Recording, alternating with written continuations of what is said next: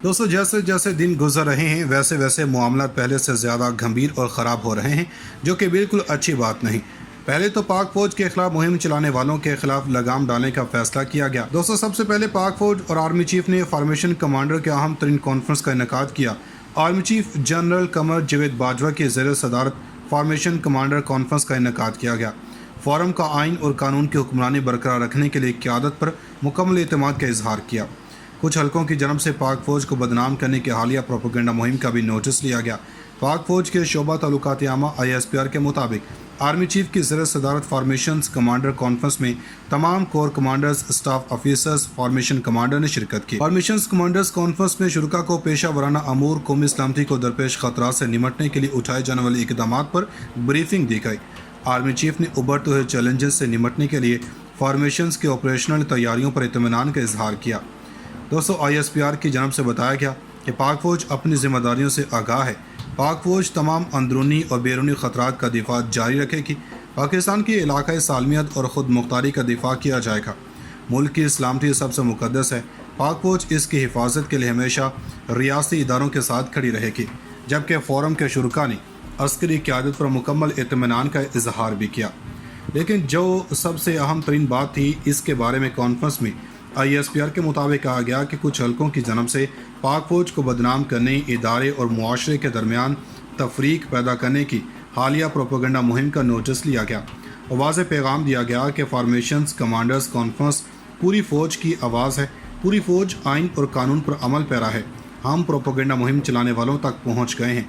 जो भी हो जाए, फ़ौज कौमी सलामती पर कभी कंप्रोमाइज़ नहीं करेगी। दोस्तों, पाक फौज के खिलाफ इश्तियाल दिलाने का मखसूस एजेंडा जियो के सहाफ़ी हामिद मीर की जन्म से किया गया था।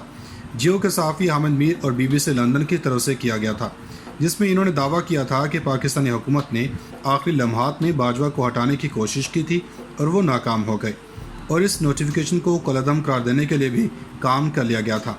ताहम अहम वक्त पर यह नोटिफिकेशन जारी नहीं हो सका। ISPR ने इस सारे मामले के बारे में कहा गया कि वो झूठी हैं, ऐसी कोई बात नहीं है।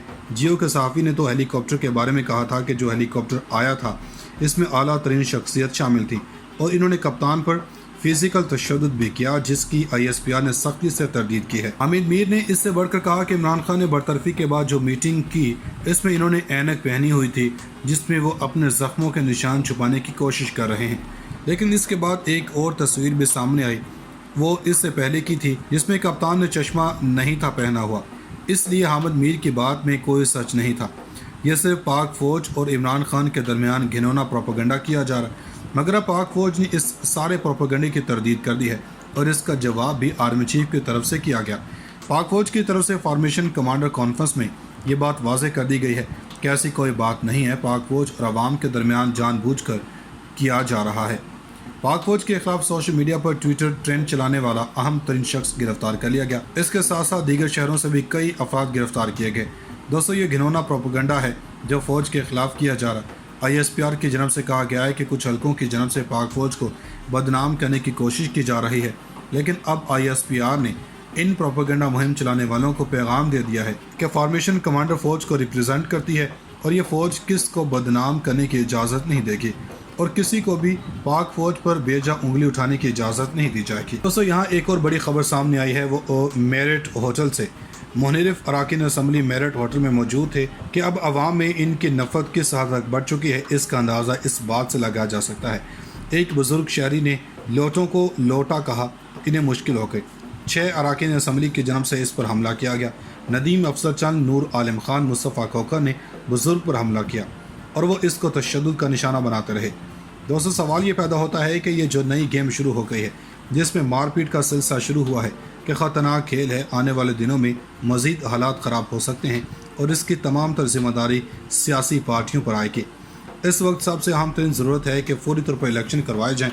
लेकिन सबसे अहम तरीन बात यह है कि मुनहरिफ अरकान जब अपने हलकों में जाएंगे तो हालात क्या होंगे।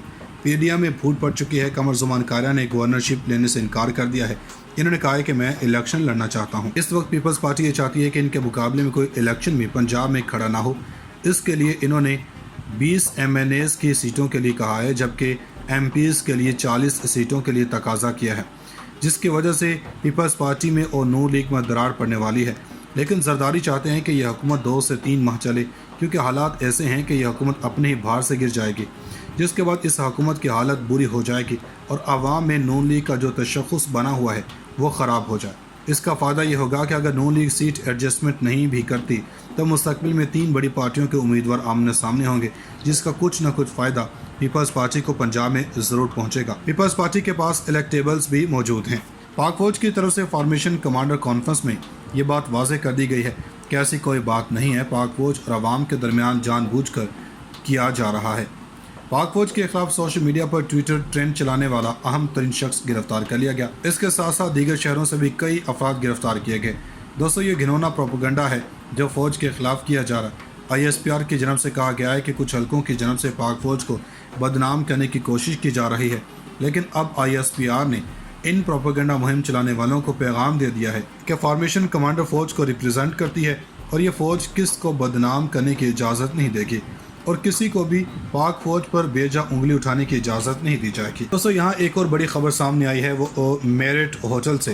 منحرف اراکین اسمبلی میرٹ ہوٹل میں موجود تھے کہ اب عوام میں ان کی نفرت کس حد تک بڑھ چکی ہے، اس کا اندازہ اس بات سے لگایا جا سکتا ہے۔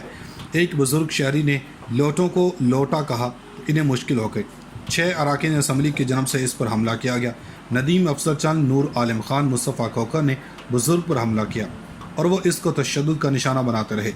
دوستو، سوال یہ پیدا ہوتا ہے کہ یہ جو نئی گیم شروع ہو گئی ہے، جس میں مار پیٹ کا سلسلہ شروع ہوا ہے، کہ خطرناک کھیل ہے، آنے والے دنوں میں مزید حالات خراب ہو سکتے ہیں اور اس کی تمام تر ذمہ داری سیاسی پارٹیوں پر آئے گی۔ اس وقت سب سے اہم ترین ضرورت ہے کہ فوری طور پر الیکشن کروائے جائیں، لیکن سب سے اہم ترین بات یہ ہے کہ منحرف اراکین جب اپنے حلقوں میں جائیں گے تو حالات کیا ہوں گے۔ PDM میں پھوٹ پڑ چکی ہے۔ قمر زمان کاریہ نے گورنرشپ لینے سے انکار کر دیا ہے۔ انہوں نے کہا ہے کہ میں الیکشن لڑنا چاہتا ہوں۔ اس وقت پیپلز پارٹی یہ چاہتی ہے کہ ان کے مقابلے میں کوئی الیکشن بھی پنجاب میں کھڑا نہ ہو۔ اس کے لیے انہوں نے 20 MNAs کی سیٹوں کے لیے کہا ہے، جبکہ MPs کے لیے 40 سیٹوں کے لیے تقاضا کیا ہے، جس کی وجہ سے پیپلز پارٹی میں اور نون لیگ میں درار پڑنے والی ہے۔ لیکن زرداری چاہتے ہیں کہ یہ حکومت 2 سے 3 ماہ چلے، کیونکہ حالات ایسے ہیں کہ یہ حکومت اپنے ہی بھار سے گر جائے گی، جس کے بعد اس حکومت کی حالت بری ہو جائے گی اور عوام میں نون لیگ کا جو تشخص بنا ہوا ہے وہ خراب ہو جائے۔ اس کا فائدہ یہ ہوگا کہ اگر نون لیگ سیٹ ایڈجسٹمنٹ نہیں بھی کرتی تو مستقبل میں 3 بڑی پارٹیوں کے امیدوار آمنے سامنے ہوں گے، جس کا کچھ نہ کچھ فائدہ پیپلز پارٹی کو پنجاب میں ضرور پہنچے گا۔ پیپلز پارٹی کے پاس الیکٹیبلز بھی موجود ہیں۔